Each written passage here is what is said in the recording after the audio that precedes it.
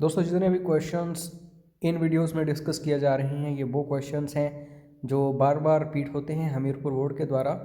तो इनके जो आंसर्स हैं वो ऑफिशियल आंसर कीज़ के अकॉर्डिंग हैं और काफ़ी सारे एरर्स इन आंसर कीज़ में होते हैं। जैसे कि कल हमने एक क्वेश्चन डिस्कस किया था, single citizenship in India is the gift of. तो इसका जो आंसर की अकॉर्डिंग आंसर था कैनेडियन कॉन्स्टिट्यूशन, लेकिन बिल्कुल सही आंसर जो है वो ब्रिटिश कॉन्स्टिट्यूशन है। तो इस एरर को इम्प्रूव करने में काफ़ी सारे स्टूडेंट्स ने सहायता की थी और फीडबैक दिया था, तो उन सभी का मैं आभारी हूँ। बस आप ऐसे ही फीडबैक देते रहिए, हम काफ़ी सीखेंगे इन वीडियोस के माध्यम से और ऐसे ही एग्ज़ाम कोई ना कोई क्रैक कर लेंगे। तो सब्सक्राइब करो चैनल को, बेल आइकन को प्रेस करो और वीडियोस को ज़रूर लाइक करो। कल एक क्वेश्चन आया था कि जापान का पार्लियामेंट जो है उसका नाम क्या है।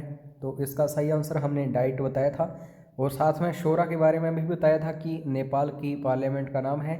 लेकिन दोस्तों अगर मैं शोरा की बात करूं तो ये अफ़गानिस्तान की पार्लियामेंट का नाम है और नेपाल की जो पार्लियामेंट है उसको क्या बोला जाता है, नेशनल असेंबली यानी कि राष्ट्रीय सभा। तो इन चीज़ों को अच्छे से देखना, क्वेश्चंस यहाँ से लगातार पूछे जाते हैं। तो टीजीटी कमीशन एग्ज़ाम के लिए ये क्लास 54 होगी। पिछले 53 वीडियोस आपने अभी तक नहीं देखे हैं तो डिस्क्रिप्शन बॉक्स में लिंक मिल जाएगा, ज़रूर देख लेना। और as usual paid crash course जो है जोरों शोरों से चल रहा है एचपी टीजीटी कमीशन एग्ज़ाम के लिए, ज़रूर ज्वाइन करना। इसमें हमारी टीम आपको अच्छे से तैयारी करवा रही है। Daily PDFs, daily online mock test series, books PDFs, notes PDFs, previous year question papers, videos, phone call support etcetera. और इस क्रैश कोर्स की सबसे बड़ी खासियत ये है कि जब भी आप फ्री हो आप आसानी से पढ़ सकते हो। आपको एक फिक्स्ड टाइम में स्टडी नहीं करनी है कि हमारे अकॉर्डिंग ही स्टडी करनी पड़ेगी। काफ़ी सारे ऐसे भी स्टूडेंट्स होते हैं जो वर्किंग होते हैं या फिर जो घर में काम करते हैं, तो चाहे वो दिन में फ्री हो या रात को अच्छे से स्टडी कर सकते हैं।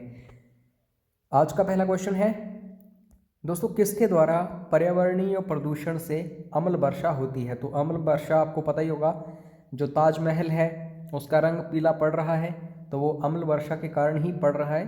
तो इसके घटक आपको पता होना चाहिए कि अम्ल वर्षा जो है किसके कारण होती है। तो बिल्कुल सही आंसर जो है ये जो बी ऑप्शन है, नाइट्रस ऑक्साइड होता है और दूसरा कौन सा होता है, सल्फर डाइऑक्साइड।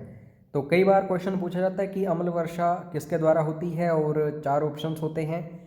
ए ऑप्शन होता है नाइट्रस ऑक्साइड और बी ऑप्शन होता है सल्फर डाइऑक्साइड और तीसरा होता है ए एंड बी और चौथा होता है नन ऑफ दीज। तो सी ऑप्शन आपको चूज करना पड़ेगा, यानी कि बोथ ए एंड बी। कभी कभी इकट्ठे ही दे दिए जाते हैं ऑप्शंस में। और लाइकेन जो है दोस्तों इसको पर्यावरण का मित्र बोला जाता है। लाइकेन सर्वोत्तम सूचक है। तो ये क्या शो करता है, किस प्रदूषण के बारे में बताता है हमें, तो ये वायु प्रदूषण के बारे में बताता है। ए इज़ राइट आंसर। और ट्रॉपिकल रेन फॉरेस्ट जो है दोस्तों भारत में अगर बात करूं तो कौन कौन से हैं, बिल्कुल सही आंसर इसका आएगा अंडमान निकोबार के। ठीक है, ये एक केंद्र शासित प्रदेश है भारत का, अंडमान और निकोबार। अंडमान और निकोबार दोनों द्वीप समूहों को 10 डिग्री चैनल जो है वो विभाजित करता है। तो क्वेश्चन ये भी आता है, इसको भी अच्छे से याद रख लेना। उसके बाद दोस्तों नेक्स्ट क्वेश्चन, यहाँ पे एक कंसेप्ट है कार्बन क्रेडिट। निम्नलिखित में से किसमें से कार्बन क्रेडिट की संकल्पना का उद्भव हुआ था, यानी कि ये कंसेप्ट हमें कब देखने को मिला था, कहाँ देखने को मिला था। तो बिल्कुल सही आंसर जो है दोस्तों इस क्योटो प्रोटोकॉल, यानी कि डी इज़ राइट आंसर। तो बाकी रियो समिट, मॉन्ट्रियल प्रोटोकॉल, अर्थ समिट, इनको भी अच्छे से देख लेना क्योंकि यहाँ से भी क्वेश्चंस लगातार आते हैं। हमीरपुर रोड लगातार क्वेश्चंस पूछता है। उसके बाद next question, which of the following is not a major green house gas. Green house gases जो हैं, इंसुलेटेड भी एक क्वेश्चन पक्का होता है हमीरपुर बोर्ड में हर बार। तो दोस्तों यहाँ पे कैल्शियम कार्बोनेट जो है ये एक ग्रीन हाउस गैस नहीं है। अगर हम बात करें कार्बन डाइऑक्साइड की, मीथेन की, वाटर वेपर की, तो ये सारी सारी गैसेस हमें ग्रीन हाउस गैसेस में देखने को मिलती हैं। नेक्स्ट क्वेश्चन, ये भी फेवरेट क्वेश्चन है हमीरपुर बोर्ड का, सोहन कल्चर। ये दोस्तों दूसरा नाम है किसका, तो जिसको हम हिंदी में बोलते हैं दोस्तों पाषाण काल, यानी कि पैलोलिथिक कल्चर। और हाँ दोस्तों, अगर आप हिंदी माध्यम से हो तो बिल्कुल हिंदी पर ही आप निर्भर मत हो जाइए, क्योंकि ट्रांसलेशन आजकल कैसी होती है जैसे यहाँ की गई है। देवनागरी में लिखा जाता है chalcolithic culture, neolithic culture, mesolithic culture, palaeolithic culture. तो इंग्लिश भी आपकी स्ट्रॉन्ग होनी चाहिए, अदरवाइज आपको प्रॉब्लम आ सकती है इन फ्यूचर। उसके बाद नेक्स्ट क्वेश्चन है, हड़प्पा काल में निम्नलिखित में से कौन सा सर्वाधिक बार चित्रित प्राणी था। तो आपको जगह जगह दोस्तों हड़प्पा पीरियड में क्या देखने को मिलता है, एक श्रृंगी, इसको इंग्लिश में यूनिकॉर्न बोला जाता है। तो बी इज़ राइट आंसर, एक सींग वाला बैल। उसके बाद नेक्स्ट है 10 राजन था। तो ये क्या था दोस्तों, ये तो HPGK में भी हमें देखने को मिलता है, बैटल ऑफ 10 किंग्स, यानी कि 10 राजाओं का युद्ध था। तो ए इज़ राइट आंसर। उसके बाद उपनिषद, दोस्तों उपनिषद वो हैं जिन्होंने काफ़ी सारे महात्मा जो रहे हैं उन्हें एक ईश्वर के प्रति प्रेरित किया था। तो ऑब्वियसली यहाँ से ये बात निकल के सामने आती है कि ये एक फिलॉसफी है और दर्शन शास्त्र इसे हिंदी में बोला जाता है। तो ये जो बुक्स हैं, किताबें हैं, पुस्तकें हैं, उपनिषद, ये दर्शन शास्त्र की पुस्तकें या किताबें हैं। ये बड़ा इंपॉर्टेंट क्वेश्चन है और काफ़ी सारे स्टूडेंट्स इसमें पजल होते हैं। पाटलिपुत्र दोस्तों बहुत ही ज़्यादा प्रसिद्ध ये राजधानी रही है काफ़ी सारे राजवंशों की। तो इसकी स्थापना किसने की थी दोस्तों, इसकी स्थापना की थी उडायूं, ठीक है। तो सी इज़ राइट आंसर, जो कि अजात शत्रु का पुत्र था, ये जो उडायूं है, सी इज़ राइट आंसर। उसके बाद नेक्स्ट क्वेश्चन, अगर जैन धर्म की बात करूं तो पवित्र पुस्तकें जो हैं जैन धर्म की उनको क्या बोला जाता है, और प्राकृत भाषा में ज़्यादातर पुस्तकें लिखी गई हैं जैन धर्म की और बौद्ध धर्म की पाली भाषा में। तो इनको अंग बोला जाता है दोस्तों, A is right answer. Gandhara कला जो है, ये गांधार कला शैली अस्तित्व में आई तो किस संप्रदाय से संबंधित है ये दोस्तों, ये बौद्ध धर्म के महायान संप्रदाय में आपको देखने को मिलती है, यह जो गांधार स्कूल ऑफ आर्ट है। उसके बाद नेक्स्ट क्वेश्चन, चंद्रगुप्त मौर्य ने अपने अंतिम वर्ष दक्षिण भारत के इस स्थान पर गुजारे थे। तो चंद्रगुप्त मौर्य इन्होंने स्थापना की थी मौर्य वंश की, और अंतिम दिनों में बिंदुसार जो हैं जब ये शासक बने थे तो इन्होंने साउथ इंडिया में जाके कहाँ पे, श्रवणबेलगोला में अपना समय जो है व्यतीत किया था। तो बी इज़ राइट आंसर। उसके बाद नेक्स्ट क्वेश्चन है, अशोक द्वारा प्रचारित धम्म था, द धम्मा प्रोपोगेटेड बाय अशोकावाज। तो ये क्या था दोस्तों, इसको आप कह सकते हैं बौद्ध धर्म के ये सिद्धांत हैं, धम्म जो है, ठीक है। तो A is right answer, B is right answer according to this question. उसके बाद नेक्स्ट क्वेश्चन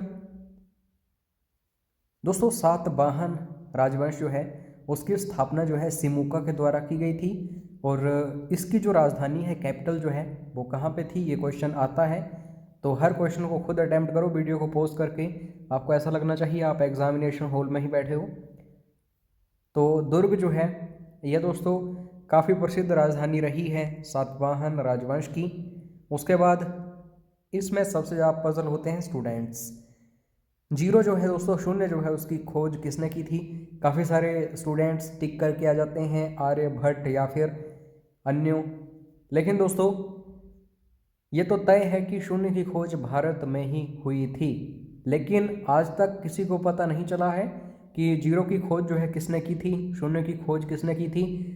तो डी ऑप्शन बिल्कुल सही होगा। अगर डी ऑप्शन में आपको ऐसा मिल जाए कभी भी एन अननोन इंडियन, तो इसको ही हमेशा टिक करना।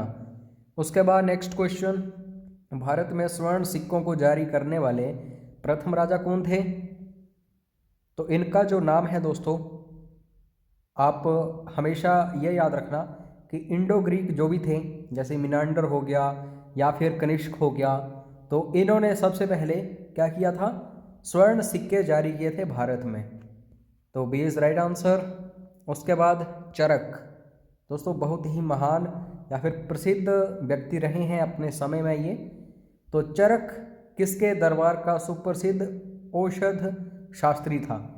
इनको हम बोलते हैं फिजिशियन, ठीक है। तो ये दोस्तों कनिष्क, इंडो ग्रीक जो शासक था कनिष्क, उसके समय में आप कह सकते हैं फेमस फिजिशियन थे। तो सी इज़ राइट आंसर। उसके बाद गुप्त काल द्वारा प्रयुक्त राजसी चिन्ह था, एम्बलम इनका क्या था?